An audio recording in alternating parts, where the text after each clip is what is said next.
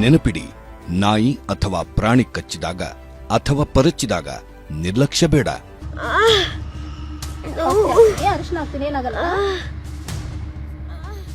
ನಿಲ್ಲಿ.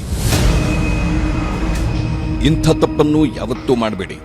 ನಾಯಿ, ಬೆಕ್ಕು ಅಥವಾ ಪ್ರಾಣಿ ಕಚ್ಚಿದ ಅಥವಾ ಪರಚಿದ ಗಾಯಕ್ಕೆ ಮಣ್ಣು, ಅರಿಶಿನ, ಸೆಗಣಿ ಇನ್ನಿತರ ವಸ್ತುಗಳನ್ನು ಹಚ್ಚಬೇಡಿ. ಕಚ್ಚಿದ ಗಾಯಕ್ಕೆ ಬಟ್ಟೆಯನ್ನು ಕಟ್ಟಬೇಡಿ.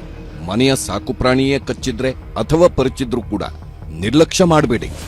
ನಾಯಿ, ಬೆಕ್ಕು ಅಥವಾ ಯಾವುದೇ ಪ್ರಾಣಿಗಳು ಕಚ್ಚಿದ್ರೆ ಅಥವಾ ಉಗುರಿನಿಂದ ಪರಚಿದ್ರೆ ತಕ್ಷಣ ಗಾಯವನ್ನು ಹರಿವ ನೀರಿನಲ್ಲಿ 10 ರಿಂದ 15 ನಿಮಿಷಗಳ ಕಾಲ ಸೋಪು ಹಾಕಿ ತೊಳೆಯಿರಿ. ಕಚ್ಚಿದ ಗಾಯಕ್ಕೆ ಮನೆಯಲ್ಲಿ ಲಭ್ಯವಿರುವ ಸೋಂಕು ನಿವಾರಕ ಔಷಧಿಯನ್ನು ಹಚ್ಚಿ. ಸಾಕು ಪ್ರಾಣಿಯಂತ ಚಿಕಿತ್ಸೆಗೆ ಹಿಂದೇಟು ಹಾಕಬೇಡಿ. ಯಾವುದೇ ಪ್ರಾಣಿ ಕಚ್ಚಿದಾಗ ತಕ್ಷಣ ಆಸ್ಪತ್ರೆಗೆ ಅಥವಾ ಸರ್ಕಾರದ ರೇಬಿಸ್ ಕ್ಲಿನಿಕ್ಗೆ ಭೇಟಿ ಕೊಡಿ. ಅಲ್ಲಿ ಚಿಕಿತ್ಸೆ ಪಡೆದು ರೇಬಿಸ್ ನಿರೋಧಕ ಚುಚ್ಚುಮದ್ದು ಹಾಕಿಸಿಕೊಳ್ಳಿ.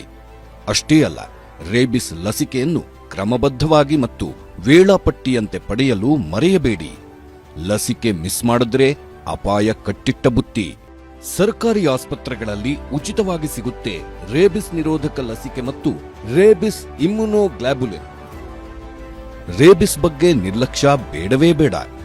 ಯಾಕಂದ್ರೆ ರೇಬಿಸ್ ಬರದ ಹಾಗೆ ತಡೆಗಟ್ಟಬಹುದು. ಆದ್ರೆ ಒಮ್ಮೆ ರೇಬಿಸ್ ಕಾಯಿಲೆ ಬಂದ್ರೆ ಸಾವು ಖಚಿತ.